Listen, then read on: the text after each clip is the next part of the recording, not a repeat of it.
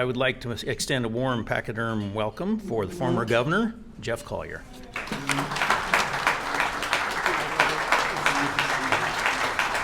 Thank you. I haven't said anything and somebody stood up. Maybe they're on their way to the men's room. But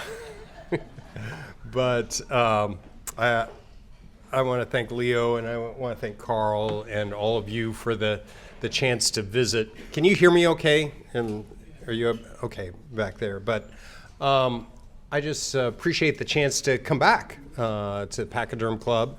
And it's been a little while since I've had the opportunity to visit with you. And Carl gave me a very large charge on this, and he says, I want you to talk about everything.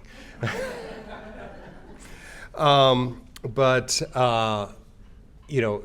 really, though, we're really doing it in the context of looking forward. And that's what I've always done is, what does tomorrow look like? How do we get ready for the next day? And, where are we going?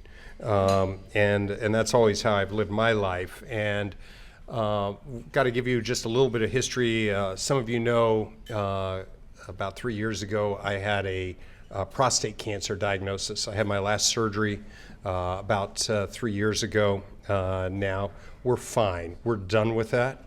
But it was a rough go for a bit. But all the men here, everybody over 40, you got to get your PSA every year. Okay, even when COVID talks you into not doing it, like it did me, you got to do it. It is more common than breast cancer in women, and so just going through that changed my perspective a little bit. I've always been on the other side, of that as a surgeon, and when you do go through that, you learn a lot about who loves you and who you love. And you also learn what's important, and you also learn how do you give back when you survive that. And sometimes you also learn, like, you don't give a hoot. You're going to do what needs to be done, for your family and for those around you. So I'm done with that.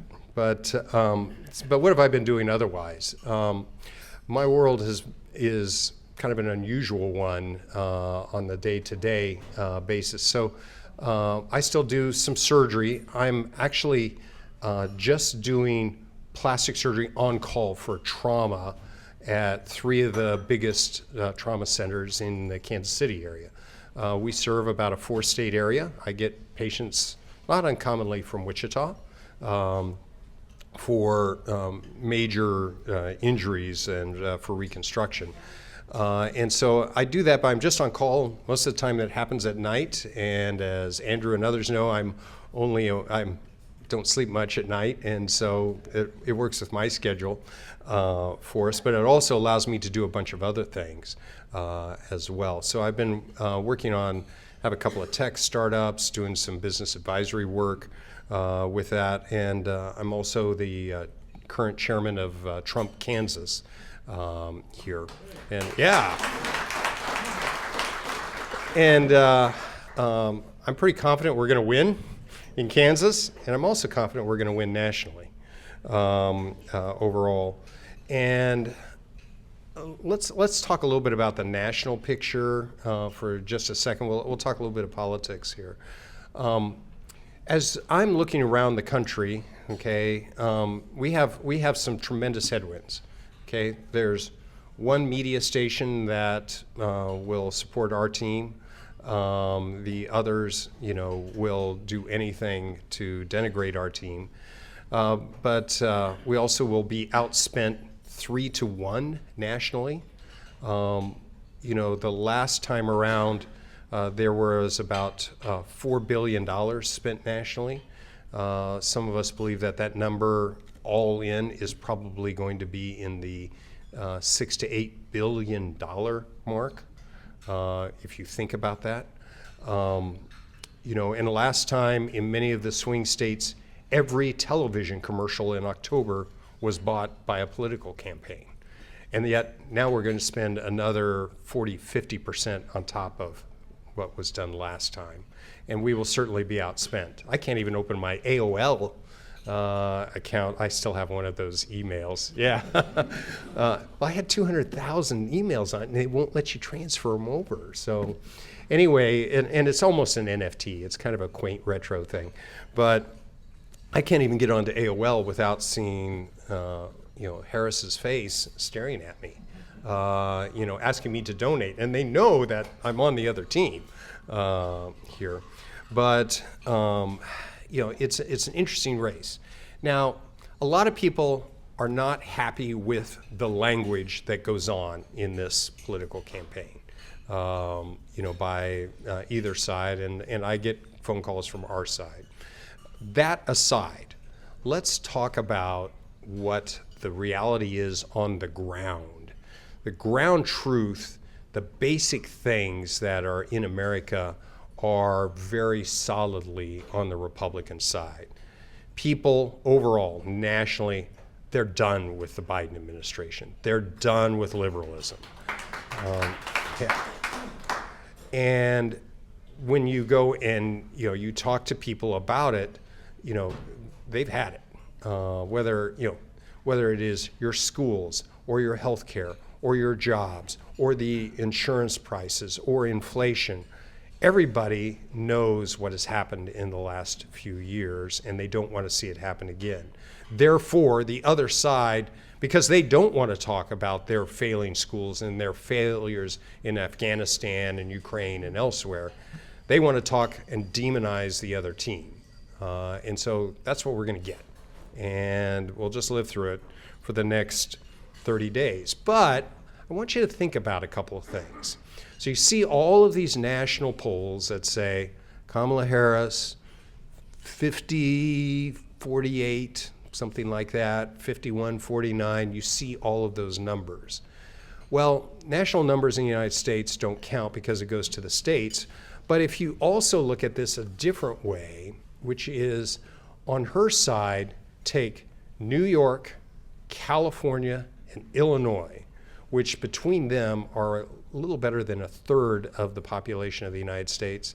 She's going to win those areas 75-25 on that. So if you just take those three states there, that means it pushes her percentage up by probably somewhere between 4 and 6% nationwide. So in reality, if you took out California, New York, and Illinois, Trump's ahead. Okay, Trump's ahead. Now let's go and look at a couple of other things on this. If you go and you look at the different states that are out there, I have some really interesting pieces of data. Okay, in all of there are 4 swing states that register by party.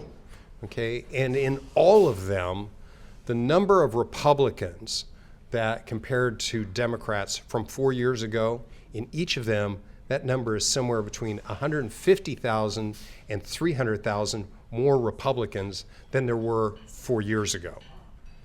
Now, you're going to see these little bumps. You read it in the newspaper, hey, they registered 37,000 people last month or something like that to the D side. But we've actually changed some of those registration numbers very extensively. And so North Carolina, Nevada, Pennsylvania, we've changed those numbers dramatically. Another thing is when you go and you look at Pennsylvania, in 2020, there were approximately 300,000 Democrats that were new registrants, had not voted before, have not voted since, and as of today, have not requested a ballot, a mail-in ballot. The energy on the other side is not there. And so it's going to be close. But I think those basic fundamental things have the greatest meaning for people. And I think that's why we're going to win, overall. I think it's going to be really interesting to look at Pennsylvania. I think you're going to kind of know which way the country is going once Pennsylvania comes through. Biden won Pennsylvania by 81,000 votes. Now, you've got to remember, He was supposedly this Catholic kid from Scranton, okay, and that is a Republican heartland, which he did very well in, even though he was pro-choice, but he was the local Catholic kid. Kamala Harris is the complete opposite. She's California, she's a woman, she's certainly pro-choice and aggressively so on it. And so when you go and you start looking at some of the demographics of Pennsylvania in particular, I have a very optimistic outlook. If you think about it another way, states are divided up into precincts. Leo, where's Leo at? Leo, how many precincts are in your district? 13, okay? So, roughly in Kansas there are what? 250, 300 precincts across the state of Kansas. And most states are like that. If you think about these elections, in reality, there's probably 500 to 1,000 precincts nationwide that will actually ultimately decide who wins the electoral vote in that particular state overall. So we're looking at, it's a microcosm that the Trump campaign looks at very closely. And you could actually almost need to think about it on the household level. And so that's why I'm very positive overall there. Now, I want to talk to you a little bit about some of the things I see happening in the Trump world on policy. And there's kind of two areas that I've been involved in. One, of course, is healthcare. The other one has been in soft power, foreign aid issues there. I think with President Trump, you're going to see a real emphasis on preserving what works and changing what doesn't. So Medicare should be stabilized. And President Trump, I've talked to him personally about that. He is not going to cut your Medicare, and I believe him on this one. He knows how important it is. And he also knows that we shouldn't mess with it, which is what the Harris team is trying to do. So they bring in numerous hundreds of thousands of illegal aliens. You're paying for that by actually raiding the Medicare trust fund, is how they've been doing it. You're going to bring those people into that system and destabilize it overall for people. Now, they were also looking at, Kamala Harris was also one that just 4 years ago, she was Medicare for all. Actually, in reality, it was Medicaid for all. There. It's a very different mindset. But President Trump is very committed to making sure our Medicare and our basic Social Security and those programs remain stable. But he also wants to make sure that we look forward, okay? We need more docs and more nurses, and we need to make sure that they are chosen on the basis of science and capability rather than on politics there. And I think you see a very strong commitment to that. I think the other programs that are out there, such as Medicaid and a variety of other health programs, they need some revamping. They definitely do. And he wants to change it. He realizes now, he has 4 years to do it. They can't stop him because he doesn't have to hesitate. It's kind of like when you have cancer, you don't hesitate anymore. And when he's president and he doesn't have to go for a re-election, he's not going to hesitate. And I'm very optimistic that he's going to work on transparency and prices so that you actually have a price signal in there so that we can control costs the proper way rather than creating artificial things. Making sure that we have more providers, making sure that your access to care and the quality of care is there. And so there's going to be a very strong emphasis on that. I think the other issue that I've been involved in is the issue of soft power. And that issue is, we're all familiar with the American military, but we influence the world through a variety of ways, whether it be the strength of the US dollar, which is ostensibly the world's greatest currency, whether it is USAID and how our foreign aid flows, things like that.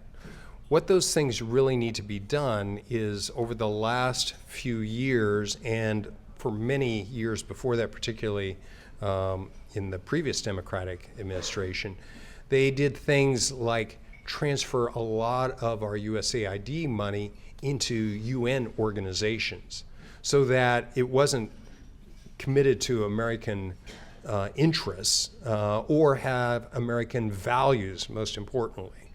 Those American values, of private ownership, private property, human dignity, things like that, those are not emphasized. And bringing those back home, I think, is going to be something that will be very important to the president. I think you'll also see a smaller foreign aid budget as well, because we have things to do here in the United States, and we need to get value out of those. So, I think there's a lot to do in all of these areas. Now, on the state level, I was asked to comment a little bit about the state level. So we have state House and Senate races up. We have a Republican veto-proof majority, or almost veto-proof majority, in both the House and the Senate. What we're seeing now is we're going to see the Democrats spend more money than ever before in a few very targeted races. A couple of those are down here in Wichita. A couple of them are up in Kansas City and in Johnson County. So I live in Johnson County. I live in some of those really super contested districts. I think the way that you win, having won that House and that Senate seat before, I was in incredibly competitive races up there, and was outspent in many ways. But what I found was that you got to talk to people, and that's who Republicans are. If you're going to win your race, you got to knock on every door, not once, not twice, but really 3 times. You've got to touch people 3 times in order for them to see you, understand you, and get to know you a little bit. And people actually appreciate that if you actually knock on their doors. They want to know, who is this guy? Who is this lady that is, wants to be my county commissioner? Why is she running? What is in it for me? Do I like her? And people will size you up on that doorstep. And so I spent months walking doors. Unfortunately, I don't see as much of that happening here. In my House and Senate district, I have had 4 Democrats knock on my door. And, everybody has a little list that says, here's who lives at the House. They know I was a governor. They know how many people are in there. There are 5 Republicans registered at my address, 4 of them women, 3 of them in their 20s on that. And the D's have hit my house 4 separate times. The R's have not. Now, I'm for the R team, but if people are not walking, no matter how many mailers you send out, it's not going to change it. You've got to get out there. And so, in these close races here as well, you've got a month to change them. And getting out, volunteering with one of these campaigns, spend a Saturday afternoon, spend a Monday evening until dark, knocking on doors, getting those yard signs out. It's a huge, huge thing. And that, this basic blocking and tackling on campaigns is going to be so critical. I think we'll win. I think we will maintain that. But if we don't, the reason will be because we didn't execute on the ground in some places. So as I'm looking forward as a state, okay, I always look forward. The windshield's much bigger than the rearview mirror on it, and that's for a reason. But you got to know what's behind you a little bit. And I want to look forward a lot for the next few minutes. But before I do, I got to talk a little bit about the past. And just looking at rearview mirror, let's look at 2010, which wasn't so long ago. 2010, 4 of the 6 statewide offices were held by Democrats. In 2010, when Sam and I were elected, okay, here were the challenges that were there. We had been sued over school finance for 50 years. 50 years. 9 governors have been facing lawsuits over increasing funding to schools. The Democrats in 2010, we had a major recession in 2010 as Wichita was hit very hard. In that recession, what the Democratic governor did is he actually cut school funding dramatically from what it was appropriated by the state on that, several $100 million, backfilled it with some temporary money, a one-year money that came from the federal government, and backfilled it with that. And now all that money went away when Sam and I came in. When we came into office at that time, we had about a $500 million deficit that we were facing. That was a real live deficit. The state can't be there. It can't be in deficit. We had the school finance challenge. We had the highest taxes, and almost every tax, almost the highest taxes in the region, all of our neighboring states. We had a pension plan and pension plans were completely underwater. Pension plan is what drives a state into bankruptcy, okay? And the Kansas pension plan at that time was ranked 49th in solvency. Thank God for Illinois, but we were worse than California and New York, okay? And that was because they had not been funding it for years there. That was, staring us in the face. We had a Medicaid program that was growing by tens of thousands of people a year and growing at double-digit rates, inflation rates there. And they were doing things like creating waiting lists that were 10 years long for people with disabilities. Or they would do things like, if you need a heart transplant, sorry, you're not eligible for that. Okay, those were the types of policies that we were inheriting there. So on that first day, I will never forget going down and talking in the budget office. How much money is in the checking account of the state of Kansas with our $500 million deficit? There was $834.57 in the checking account of the state of Kansas. We were one intern's paycheck away from bouncing checks. That's what it was. Okay, now, you hear, we don't want to go back to the Brownback years. Well, let me tell you what I left Laura Kelly with after Jeff Colyer left as governor. For starters, I gave her a $700 million surplus, second largest in state history. Remember all of the school finance lawsuits? You haven't heard about them for the last few years, have you? It's because I settled them. And working with the legislature, we actually appropriated the money that was required by the Supreme Court to fix the problem. And fix it we did in terms of funding. Now, we were also, though, looking at how are we going to look forward here? We actually have to get results for those dollars on that. And Laura Kelly has cut all of that. But we solved that school finance problem. The Medicaid program, they would do things, in that Medicaid program, they would just decide not to pay anybody for 90 days. They just wouldn't pay any of the hospitals here for 90 days because they were short of money. So we redid Medicaid. We instituted CanCare. Andrew was part of it. Some of the other folks in this room were part of that. And we were the first state to completely privatize our Medicaid program. We then went out and said, if you want to keep your insurance plan, you can. And guess what? They could. And you heard us transition completely to that. And you didn't hear boo about that, did you? But now we're actually saving about $1 billion a year. So the surpluses that you have today are because of what happened in Medicaid, that we've cut those expenditures. The other thing that was really big is we started focusing on where we were going as a state in the future. We started focusing on how do we make sure that our kids get the best education. We did things like we started actually using phone apps so that you could actually go and renew your license plate or your driver's license and start digitizing that and making sure that we don't need as many state employees. Well, guess what? Laura Kelly tried to cut all of that. It was pretty popular, so she didn't, but they haven't expanded and really done things that technology can allow us to do here in the future. When I left office, we had more Kansans working than ever in the history of the state of Kansas.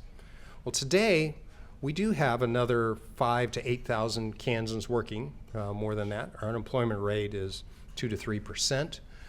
But Laura Kelly has also spent more than $1 billion to retain jobs, to bring new jobs into the state. $1 billion.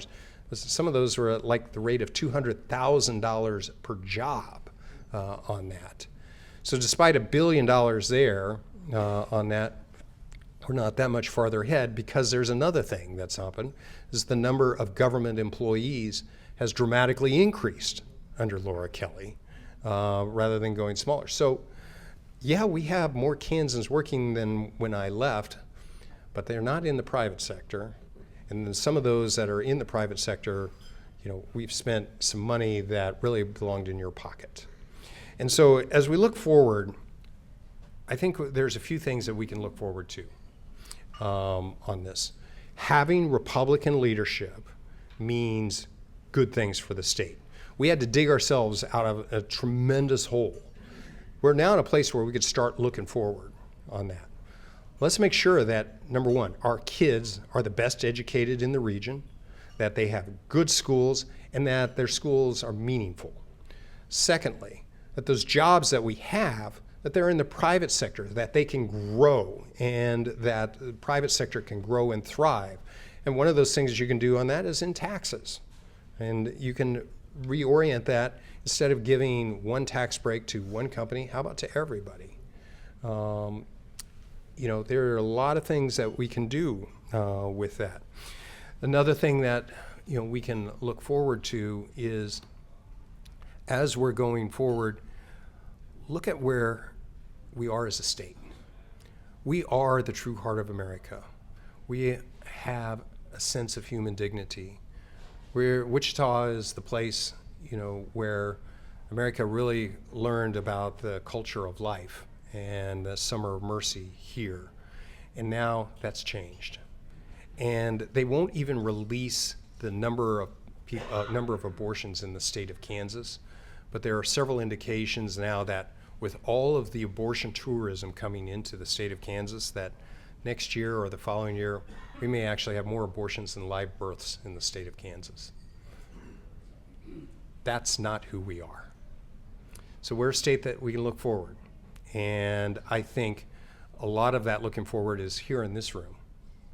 People like Leo, who really is on the ground doing it. People like you who have a business, have a company, have employees, who work for a company that you want to see it expand and grow. And that's what it's about. And so I'm very optimistic, but we've got to let people thrive, and we've got to let it happen here in Kansas. So that's a lot of those issues. There was one other issue that they wanted me to talk about, and that was Ukraine. Hang on.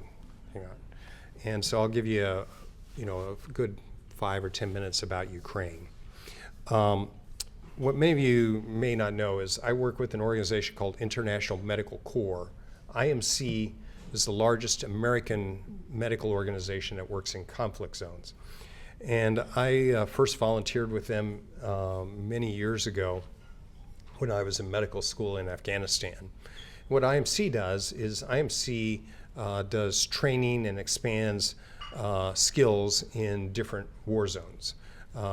And we provide, most of our employees are locals. So about 90% of our staff are locals. We have about 13,000 employees right now across the world. And we're in every place you do not want to be. We are in Ukraine. We've been there for a decade. We've been in Afghanistan since 1985 and are still there in some way, shape, or form. We're in places like South Sudan and Sudan, which is really probably the world's greatest nightmare that nobody knows about right now. We're in Gaza, we're in Lebanon, we've been in Syria, I've been in Syria many times, with them. So IMC is a really interesting organization. So what I do with IMC is I usually go and spend like a month or 6 weeks with them in a different place, helping them expand or translate a program. And so we've been in Ukraine for a long time, and a very robust, one of the largest humanitarian programs there. So I went to eastern Ukraine, which is where the fighting is in the Donbass, with IMC. And I actually went and was based in a place called Dnipro. Dnipro is a city, somewhere about halfway between, the size of Wichita and Kansas City as a city there. It is about an hour and a half drive from the very front line, the way the crow flies on it. It is not uncommon to, have missile attacks and things there, but it also has a McDonald's and a Kentucky Fried Chicken. And when the missile alarms go off, McDonald's makes you leave the restaurant and go outside while the alarm is going off, and then they'll open back up afterwards. It's kind of amusing. I would think I'd be safer at McDonald's, but they really did love Americans. They were very much like us. I went all the way up to the front lines, and the front lines are a really difficult place. I wrote an article in the Wall Street Journal. Carl, I'll ask Carl to share it with everybody, share the link, about what I saw in Ukraine.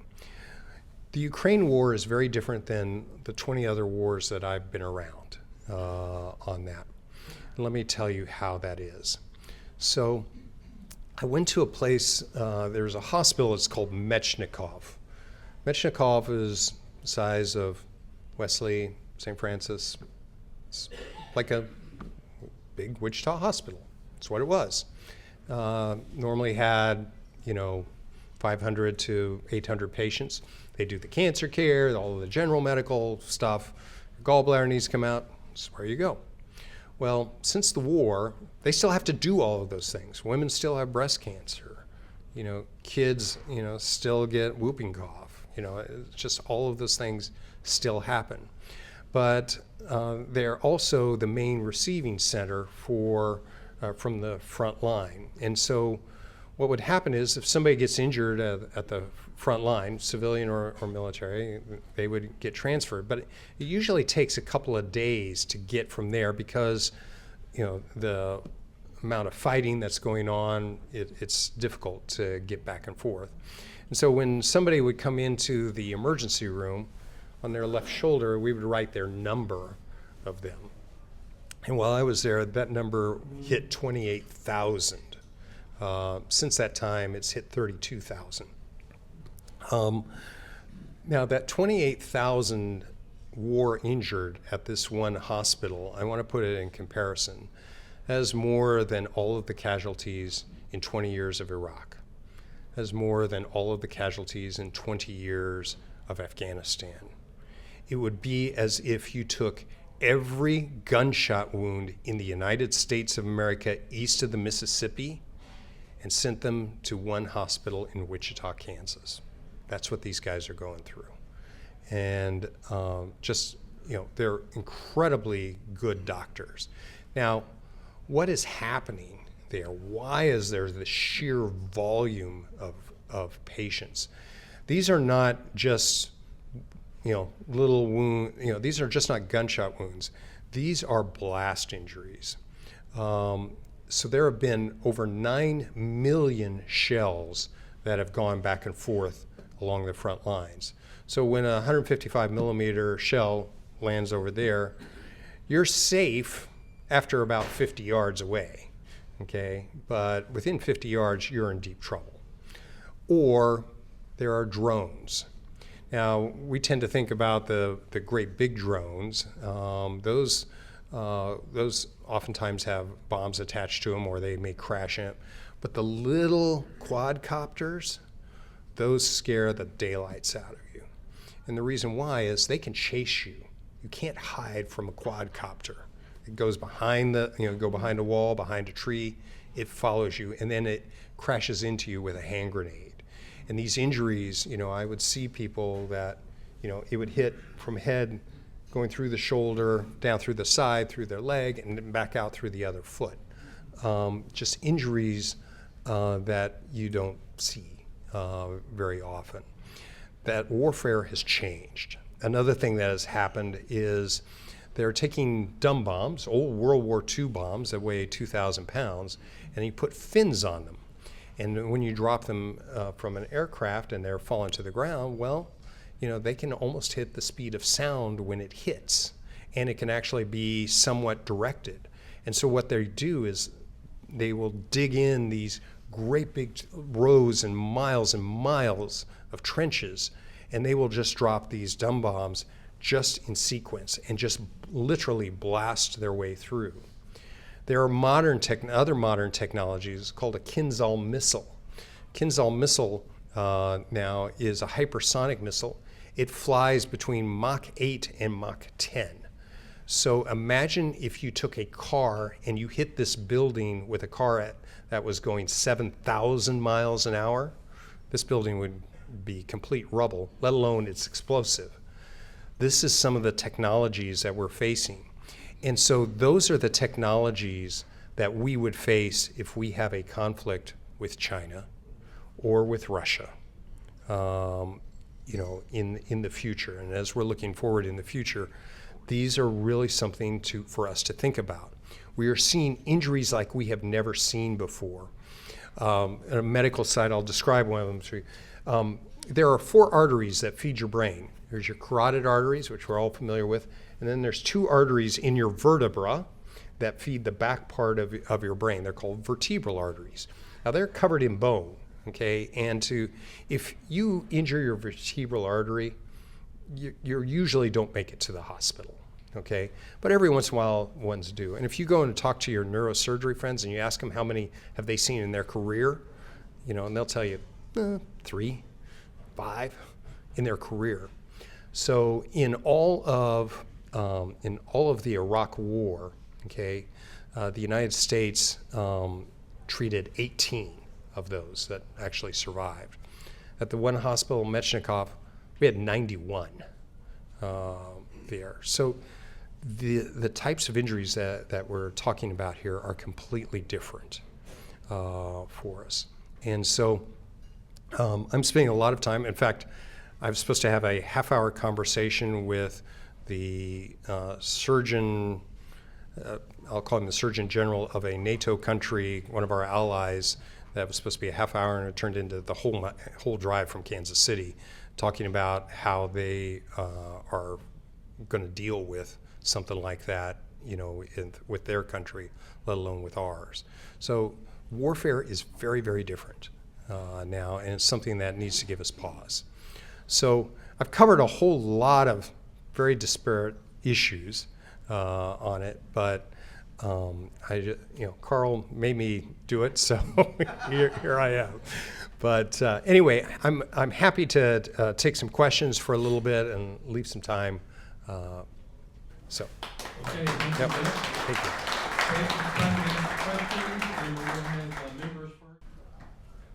Yeah, with reference to the Trump campaign, the Democrats love slander.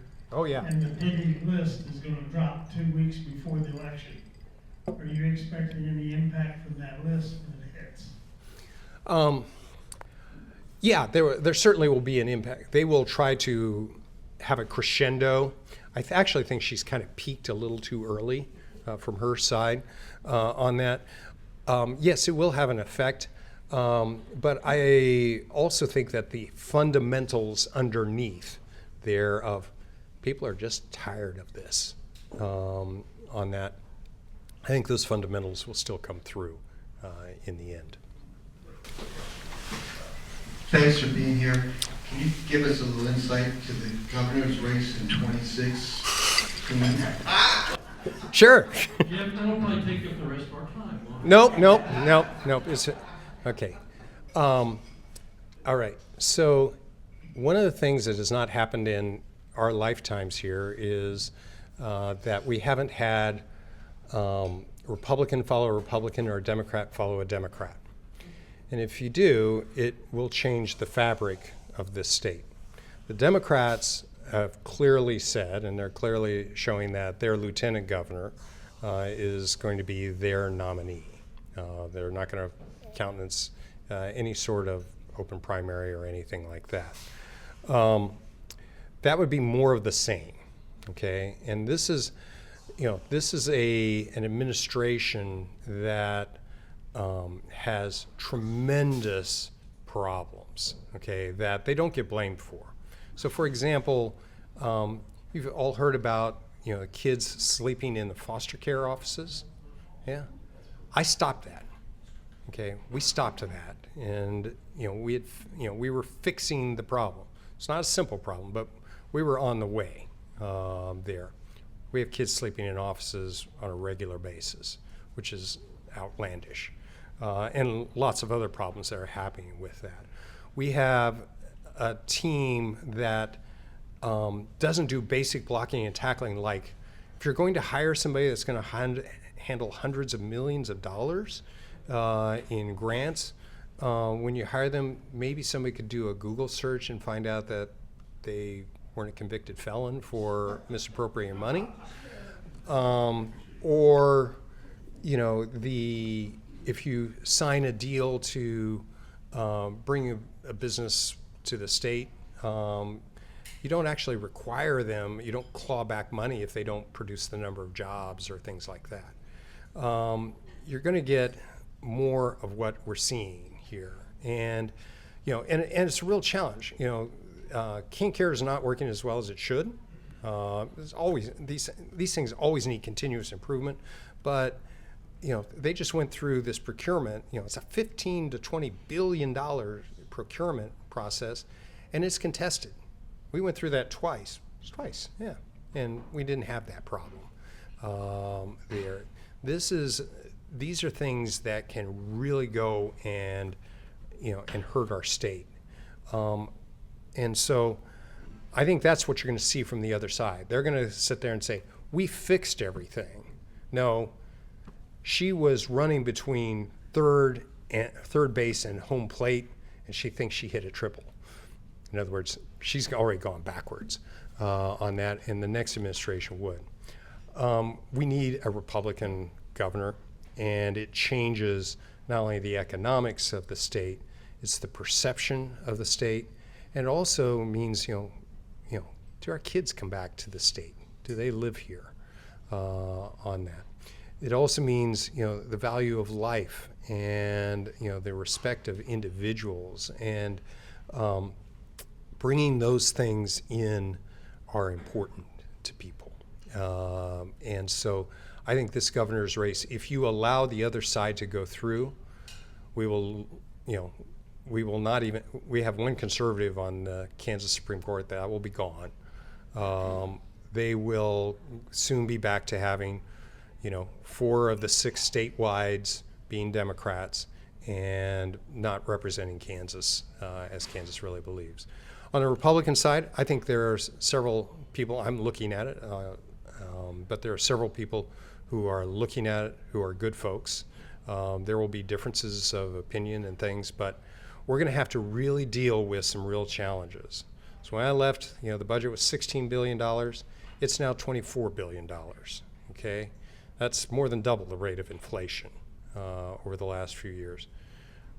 Somebody's got to pay for that, okay? And, having your taxes going up instead of down is exactly the wrong place for our state. So I think there's going to be big challenges for us, and I think the Republicans can win, but you need somebody that can do the job, that has a vision for the state, and will make sure that they listen to you to make sure that the needs and wants of Kansans are met.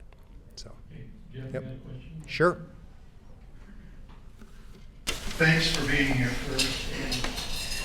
Secondly, since politics is more of a marketing program in many respects, and particularly the Democrat side, misrepresenting things, and a lot of people don't pay attention or don't know what's going on as opposed to like the Pachyderm Club.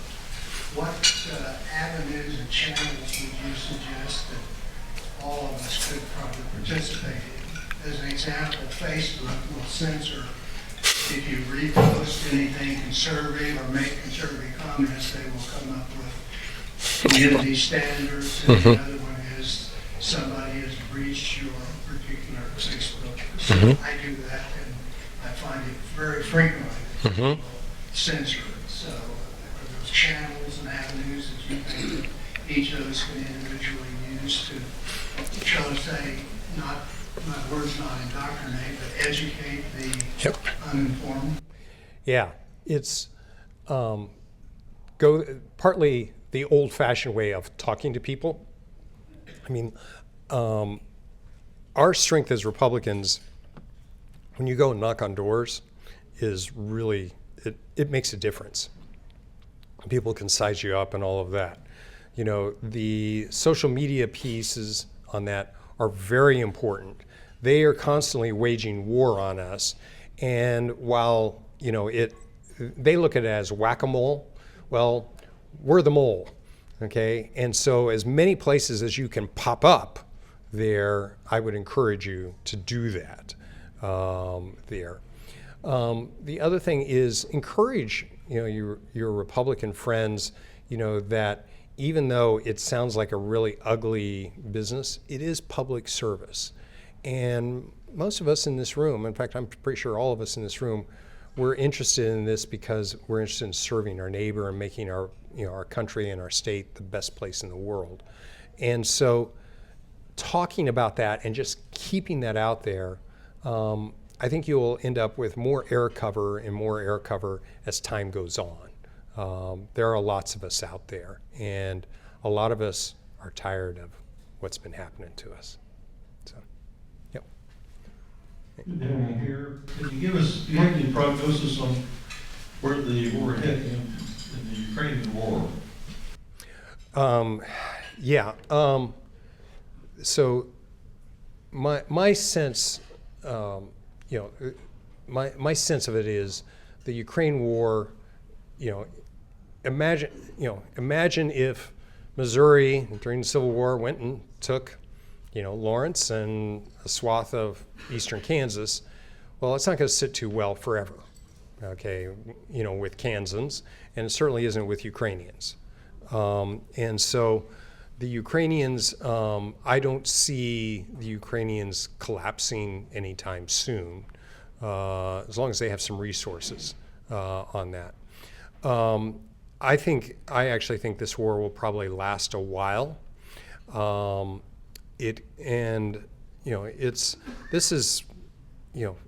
heartland, you know, Ukraine has been the subject of violence for the last 200 years, you know, and, you know, if you want to go back to Russian-Ukrainian history, which I won't bore people with here, but I think it's going to take a while.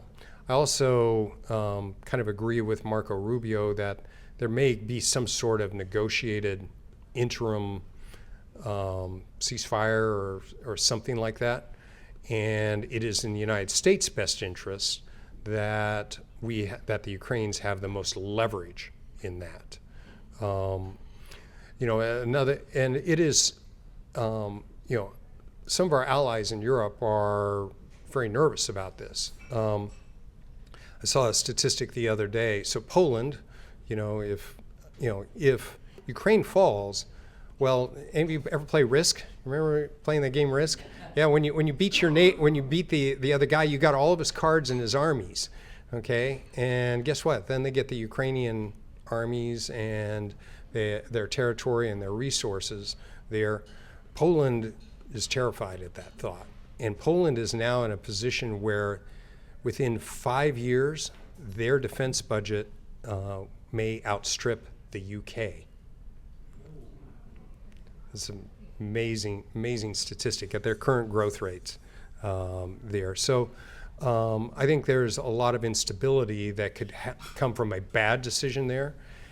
from a good settlement, I think we can have much more stability that hopefully could last some generations there. Yep, there's back in the corner over there. Yeah, how are you? I'm wonderful. Hey, how your girls doing? They're getting big. Are they? Still counting, climbing Mountain Jaro? That was a while ago.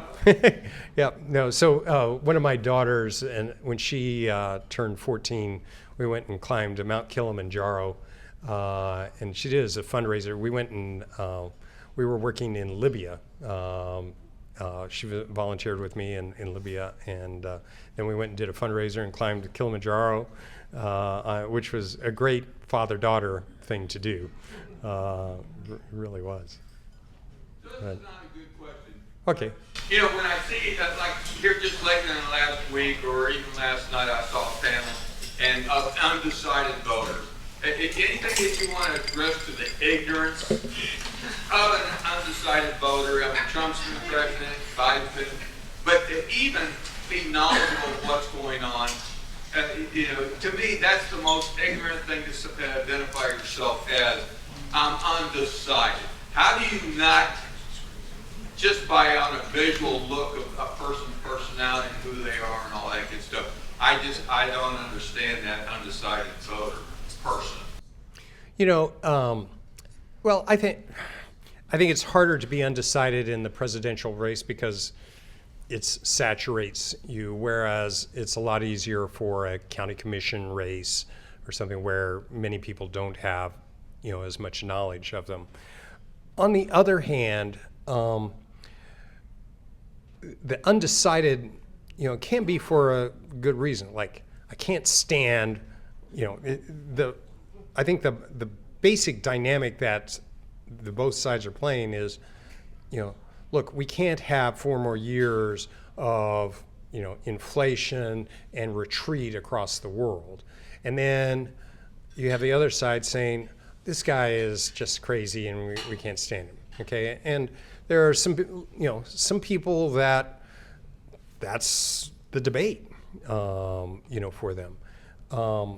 I think they will make a decision. I think a lot of people are going to try to, I think you will probably see more people vote in this election than ever before with that. So I think they will make a decision, with that. And in the end, I think in the end they're going to say, we can compare the two. We can compare what we had 4 years ago versus what we have now. I know which one I'd rather have. And so I'm pretty optimistic about that. I think those numbers will fall on our side. All right, and you're all voting for the right party, right? Yep. Great. Thank you so much, Donna.